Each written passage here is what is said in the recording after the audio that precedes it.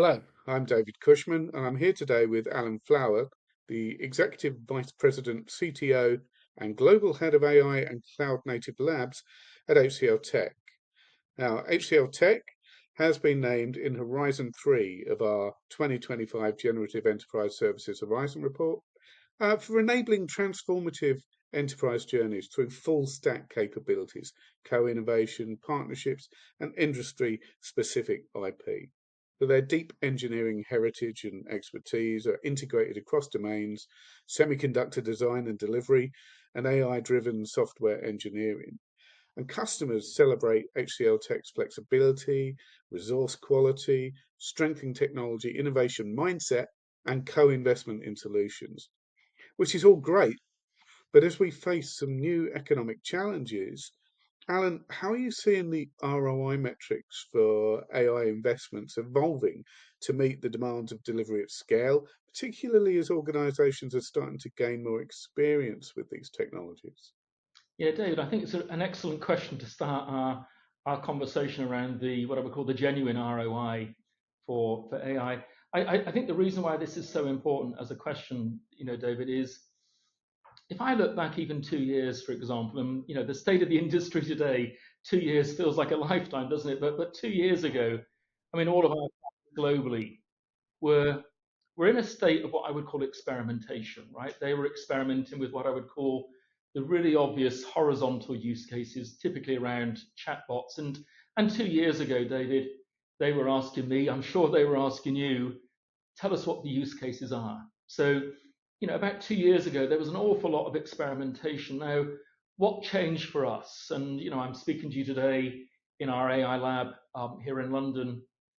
We've recently started our 500th GenAI project in these labs, David, right? And the really interesting thing about the clients that are coming through these labs now is certainly for the last 9 months, maybe almost a year, David, we've seen an awful lot of business leaders come through these labs, but most importantly, clients are telling us we don't need to do any more experimentation, right? We're comfortable with the state of the technology it is today. So there's quite a high level of confidence. And clients are also telling us we now know what the use cases are. Now, the important thing, and this is why ROI is so key, is clients have realized that they have an opportunity now to become maybe what I would call an AI native enterprise. This is your Horizon 3 type model. We see clear evidence now that clients are beginning to think about re-engineering the business around AI, agentic AI, I suspect, in particular.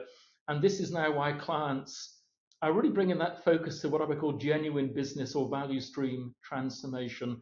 I've got a good idea for where I believe AI can bring value, but can we start by just proving the business case? This is the ROI conversation, right? And we see clients, I think, focus at this stage in those more obvious value stream opportunities where maybe the ROI potential is so obvious that the clients feel that they can start today.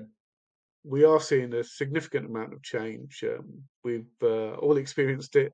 But can you briefly share with us an example of an implementation where HCL Tech has delivered measurable ROI to its clients? Yeah, it's a good question, right? I think fortunately at this stage in the journey, David, we've got quite a few examples, right, where we've taken clients into production and they're doing genuine, again, we would call it value stream transformation. So we see clear evidence that quite a few of our clients are on what I would call a Horizon 3 journey. Now, the example I'll give you is one from the healthcare industry, which is quite an interesting one because of the challenges inherent in that industry. Now, with this particular client, we've developed what we call an AI clinical advisor. Its job is to sit alongside your doctor, your clinician, to ensure that the clinician has access to the latest medical research, but most importantly, is given the best possible advice to the patient. Now, the key challenge here is when we visit a clinician, David, each of us gets a very limited amount of time. Now, with our client, which is one of the leading healthcare providers in the States, you typically might get 20 minutes with a doctor, for example. And in those 20 minutes, it's a bit of a rush. Now, our AI clinical advisor gives the doctor access to the latest medical research. It kind of makes suggestions, about the most appropriate treatment plans, for example. But what this really means to our client, David, is it saves typically 3 minutes from every 20-minute patient consultation. All right. Now, to the man in the street, 3 minutes might not sound like much, but these are very highly trained, very expensive medical professionals. Now, in terms of labor gained, those 3 minutes per appointment are worth $50 million a year minimum to our client.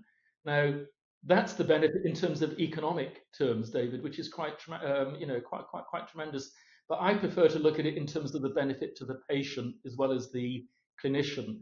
Right? Most clinicians today are in danger of burnout. They're overwhelmed with demand, as you know. Anything I can do to make the clinician's job easier is worthwhile. But then finally, think about the patient experience, right? I know as a patient, I'm being given a recommended treatment plan based on the world's latest kind of medical research and recommendations.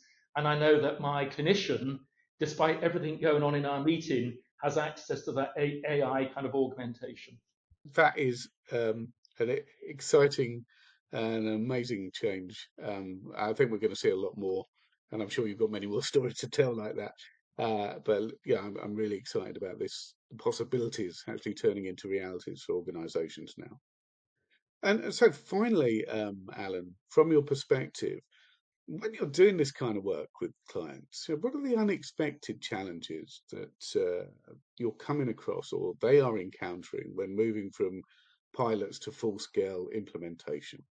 It's a good question because the key word in your question was unexpected, David. I think we're all aware of the expected challenges, like traditionally hallucination, for example. We've largely fixed that. But in terms of unexpected challenges, I'm briefly going to touch on three. There are more than three, but let me touch on three.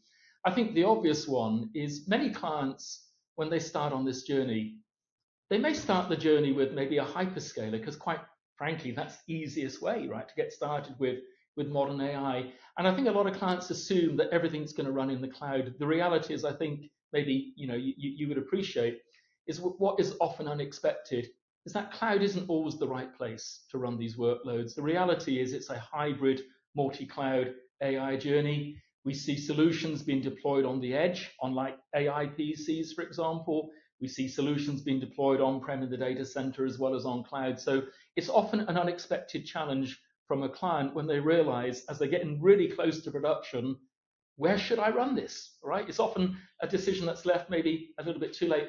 The second challenge, I think this is a really obvious one. I'll just call it FinOps, David. I think you know what I'm referring to. And it relates to the first one.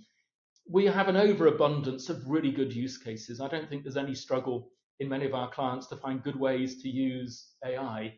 Not all of them are affordable from a business case perspective. We have some very grand ideas, which are great. We love working on these. But quite frankly, some of them are probably unaffordable at maybe the scale that clients expect. And again, that leads us, quite interestingly, to conversations with clients where they may be asking us now, can you fine tune a model for me with my data, make it smaller, make it more efficient, make it cheaper to operate? Maybe I can run it on my laptop, for example. And it's those sorts of kind of considerations around FinOps that are quite illuminating right now. Now, the third unexpected challenge is bang up to date, really, David, in terms of the agentic journey. We see quite a lot of evidence from the world's largest business enterprises now that they are starting a journey of re-engineering the business around AI and agentic AI in particular. Again, it kind of aligns with your kind of Horizon 3 kind of definition, that clear evidence. We're doing it ourselves at HCLTech, but our clients are doing it well, right? They're starting to re-engineer their entire business around AI. And this brings me to this unexpected challenge around agentic AI. We see agentic AI solutions in production today, and it's accelerating really quickly. We have a lot of organizations now that start to think in terms of a hybrid workforce or a digital workforce, all right? And we understand that many of us now are going to be expected to delegate work to a team of supporting agents. And again, I've been really surprised at the number of our clients that are there already in terms of the vision. But the unexpected challenge, right, I think, David, in relation, maybe you could call it an HR challenge with Agentic, and that is clients are starting to ask us, who's going to be responsible for these digital employees, right? Is this an IT responsibility, or is this an HR responsibility, right? How do I motivate and measure the performance of these agents? How do I reward good performance, for example? And what do I do when an employee comes to me and says, I'm sorry I missed my performance targets this year, but David, it's got nothing to do with me. It's got everything to do with the agents that you gave me to work with. I can't be responsible for those. So this third unexpected challenge, which is really timely, is how do we integrate this hybrid workforce together? And this really comes into the realm of organizational change management in particular, David. These challenges fundamentally have got nothing to do with technology whatsoever, but how do I change the way that I operate as a business to allow me to bring this agentic capability alongside my traditional workforce in a meaningful but also transparent way? Yeah, so Alan, I completely agree. I think particularly with that last point around how we're going to manage our relationships with bots. And the question comes down to whether you think, okay, we're dealing with lots of little human-like cognition elements that we need to manage in that kind of smart way, or we just go, this is just another software that we plug in and use. So that's the kind of big philosophical debate I think that will be emerging over the near term. We joke about this. Maybe you and I have a certain vintage, right? We recall Visual Basic, right? Visual Basic. When I was a serious developer, I looked on Visual Basic with a little bit of kind of derision, right? I thought this can't be a serious kind of development tool. But what we're seeing today really is, today's equivalent of Visual Basic is something like Microsoft Copilot Studio. It's become very, very easy for people to build, let's call them trivial agents. They're probably not at the far end of the spectrum with that type of tool, but it's remarkably easy now for people to build their own agent. And I think what we're seeing, David, because we would probably both agree this journey is moving really quickly, right, is maybe the ease at which people are becoming comfortable with this concept that I have something smart and intelligent that I can start to delegate work to. And I don't think we're at the point where you would have the equivalent of what I would call human levels of productivity. But if I can create an agent that gives you 10, 20, 30%, for example, as with the example I gave you with the healthcare provider, that has a huge bottom line impact to the organization. Okay, Alan, I think we'd better leave it there. I know we could talk all day, but thank you very much Mm. indeed for your time, and congratulations once again to HCLTech for your positioning in the Generative Enterprise Horizons report. Thank you. Yeah, well, thank you, David. I enjoyed our conversation today, and safe travels back from the States.